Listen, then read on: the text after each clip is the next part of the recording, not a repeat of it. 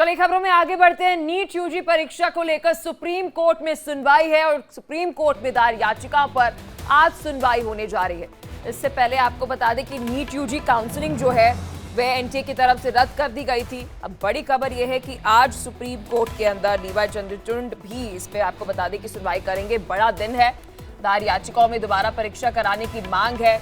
जितनी भी याचिकाएं हैं उसमें सबसे प्रमुख अगर याचिका की बात करें तो वह है कि री नीट जो है वह करवाया जाए। तो एक याचिका ऐसी भी है जिसमें कहा जा रहा है कि निष्पक्ष जांच जो है वह भी करवाई जाए।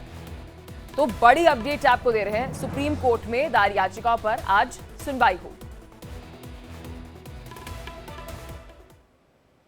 तो नीट पेपर मामले को लेकर संग्राम छिड़ा हुआ है। सुप्रीम कोर्ट में नीट यूजी परीक्षा विवाद में आपको बताते अनियमितताओं पर सुनवाई होनी है। इसमें याचिकाकर्ताओं की ओर से 26 याचिकाएं जो है वे लगाई गई हैं। इस पूरे मामले को रिपोर्ट के जरिए समझें।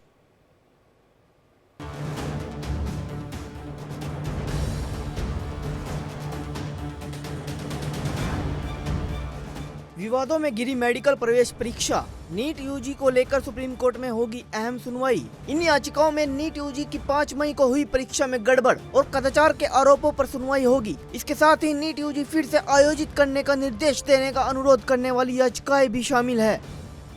वही कोर्ट में सुनवाई में से पहले केंद्र और एनटीए ने दलील दी थी कि गोपनीयता भंग होने से किसी सबूत के बिना इस परीक्षा को रद्द करने का नेगेटिव असर दिखाई देगा, क्योंकि इससे लाखों ईमानदार अभ्यर्थियों पर गंभीर असर पड़ सकता है। न्यायालय की वेबसाइट पर आज होने वाली सुनवाई को लेकर नोटिफिकेशन जारी किया गया है, जिसमें प्रधान न्यायाधीश डीवाई चंद्रचूड़ और न्यायमूर्ति जेबी पारदीवाला के साथ न्यायमूर्ति मनोज मिश्रा की पीठ परीक्षा से जुड़ी हुई 26 से ज्यादा याचिकाओं पर सुनवाई करेगी।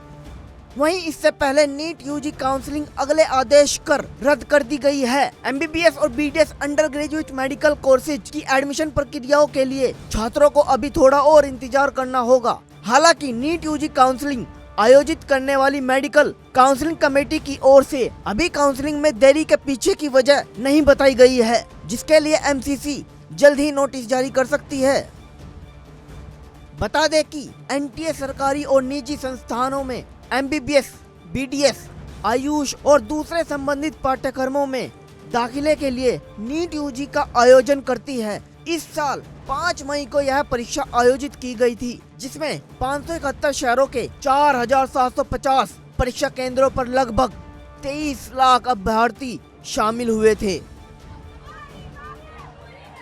नीट यूजी के नतीजों के ऐलान के बाद हंगामा तब शुरू हुआ जब यह घोषणा की गई कि 67 छात्रों ने परीक्षा में टॉप किया है।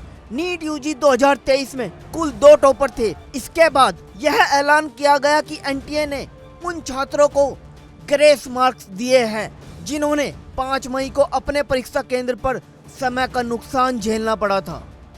प्रश्न पत्र लीक समेत अनियमितताओं के आरोपों को लेकर कई शहरों में विरोध प्रदर्शन हुए। इसके साथ ही विपक्ष के राजनीतिक दलों ने इस मुद्दे को सदन में जोर शोर से उठाया।